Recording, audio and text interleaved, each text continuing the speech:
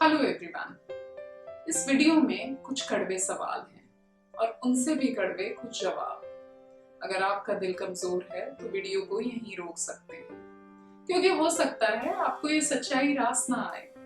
और चेतावनी के बाद भी जो लोग आगे बढ़ रहे हैं उन सभी से आग्रह है कि मेरी पूरी बात सुनने के बाद कमेंट्स के जरिए अपना पक्ष जरूर साझा करें। कुछ दिन से मैं भी आप सबके जैसे परिवर्तन का हिस्सा बनी हुई। काफी कुछ नया हो रहा है और ज्यादातर समय चेंजेस को फिगर आउट करने में ही निकल जाता है। और इसी बीच सोशल मीडिया पर कुछ क्रांतिकारी विचारधाराओं से भी रूबरू हो रही है, जैसा कि आप सब भी हो रहे होंगे। 8 अगस्त सन 1942 को भारत में अंग्रेजों भारत छोड़ो आंदोलन शुरू हुआ था और आज एक ऐसा ही आंदोलन जोर पकड़ रहा है, स्कूल्स भारत छोड़ो। फर्क सिर्फ इतना है कि जब हमें अंग्रेजों से आजादी चाहिए थी, स्वराज्य चाहिए था, जो कि हमें बहुत कोशिशों के बाद मिल भी गया, और आज हम स्कूल से आजादी मांग रहे हैं, जिसका मतलब होना चाहिए कि आने वाले समय में हमें स्कूल मुक्त भारत चाहिए। जब मैं पब्लिक फोरम में ये बात बोलती हूँ तो लोग कहते हैं कि हमने ऐसा कब कहा। हम तो सिर्फ ये कह रहे हैं कि हम फीस नहीं देंगे। आप ऑनलाइन क्लासेस देते रहिए, टीचर्स को सैलरी देते रहिए, टेक्नोलॉजी प्लेटफॉर्म पर खर्चा भी करते रहिए, हमारे बच्चे यूं ही पढ़ते रहेंगे, पर हम फीस नहीं देंगे। अब ये तो कुछ ऐसी बात हो गई कि आप किराने की दुकान से तेल साबुन ले आइए और कहिए कि तू रोज ऐसे ही दुकान खोलना, मैं रोज सामान लेने आऊंगी, बस पैसे नहीं दूंगी।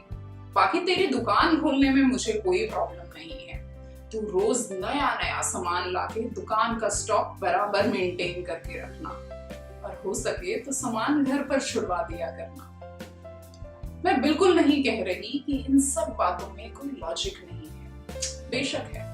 खराब घड़ी भी 24 घंटे में 2 बार सही समय दिखाती है। ये लोग बिल्कुल सही कह रहे हैं, नो स्कूल नो फीस, क्योंकि इन्हें ये तो पता है कि बच्चे स्कूल नहीं जा रहे, पर जो स्कूल इनके घर जाकर बच्चों को पढ़ा रहे हैं वो शायद इनको दिखाई नहीं दे रहा। Let me share a simple analogy with you. Airplane का इन्वेंशन होने से पहले हर इंसान के लिए कार ही सबसे एफिशिएंट मोड ऑफ ट्रांसपोर्ट हुआ करती थी, और उससे पहले कभी एक समय था जब बैलगाड़ी भी एफिशिएंट लगती थी। जब लोगों ने पहली बार एयरप्लेन के बारे में सुना तो यकीन ही नहीं हुआ कि ऐसा भी कुछ हो सकता है, और फिर जब एयरप्लेन को अपनी आंखों से देखा तो उन्हें यकीन ही नहीं हुआ कि उड़ भी पाएगा। आज सच्चाई सबकी आंखों के सामने है और आप सब बेधड़क इसका इस्तेमाल करते हैं। अब कोई हवाई सफर करना चाहे पर किराया देने में आनाकानी करे और लॉजिक दे कि एयरप्लेन करता ही क्या है, इतना किराया किस बात का, बस 2 घंटे हवा में उड़ के पहुंच गया, ना उतना समय लगा, ना ट्रैफिक मिला, ना कोई सिग्नल। कोई बैलगाड़ी से थोड़ी ना लाए हो कि तुम्हारे बैल परेशान हुए हो, तुम्हारे टायर घिसे हो, जो किराया मांग रहे हो।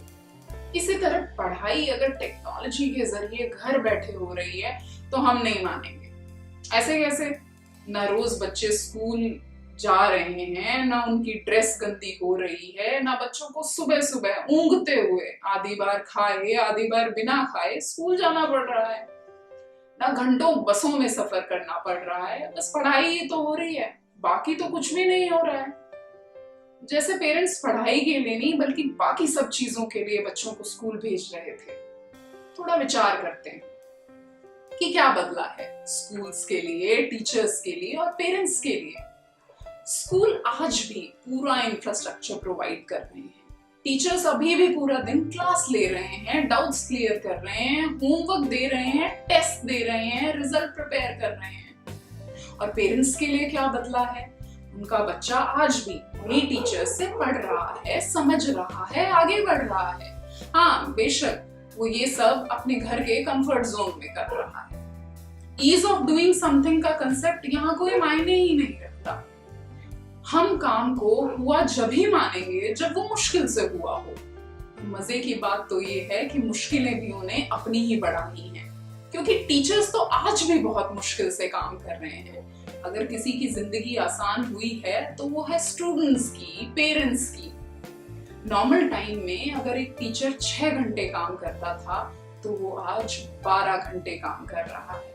अगर यकीन नहीं होता तो आधे आधे घंटे के 4 से 5 एजुकेशनल वीडियो बनाएं, बिना रुके बिना थके हर रोज। आपको पता चल जाएगा कि ट्रेडिशनल क्लासरूम टीचिंग मेथड से कितना ज्यादा चैलेंजिंग है। और बात सिर्फ बनाने तक खत्म नहीं हो जाती, घंटों इनकी एडिटिंग करना और फिर अगर इन्हें वीडियो शेयरिंग प्लेटफॉर्म पर अपलोड करना पड़े तो हर एक वीडियो कम से कम आधे से 1 घंटा लेता है। टीचर्स पूरी रात सोते सोते भी ये काम करते हैं, तब जाके आपका बच्चा अगले दिन उस क्लास को अटेंड कर पाता है। ऐसा लगता है जैसे पेरेंट्स बच्चों को पढ़ाने का पैसा नहीं दे रहे थे, बल्कि उनसे पीछा छुड़ाने का पैसा दे रहे थे कि जाओ 8 घंटे स्कूल जाओ और हमारा पीछा छोड़ो। तो क्यों नहीं आप सब अपने बच्चों को क्लास करने से रोक लेते? निकाल लीजिए अपने बच्चों को इस ऑनलाइन स्कूल से, और जब लगे कि आपके मन मुताबिक हो गया है तो फिर देख लेना, भेज देना। पर ये कैसी दोगली बात है कि क्लासेस भी अटेंड करनी है, डाउट्स क्लियर ना होने पे टीचर से भी लड़ना है, सिस्टम का फायदा भी उठाना है, उसे बुरा भला भी कहना है, और फीस तो देनी ही नहीं है। आज पहली बार पेरेंट्स और स्कूल के बीच में डेफिसिट ऑफ ट्रस्ट की स्थिति उत्पन्न हो रही है।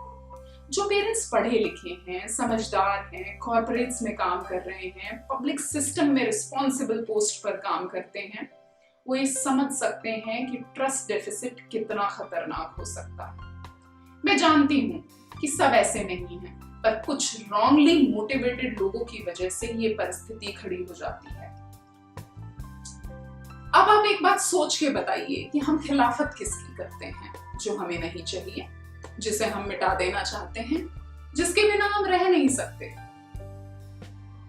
क्या आप सब सोचते हैं कि बिना स्कूलों के काम चल जाएगा?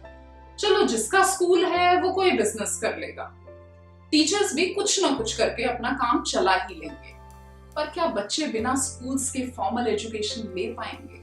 अगर जवाब हाँ है तो आप सब जो कर रहे हैं थोड़ा और जोर से करिए, क्योंकि इस सब से कुछ असर नहीं हो रहा है।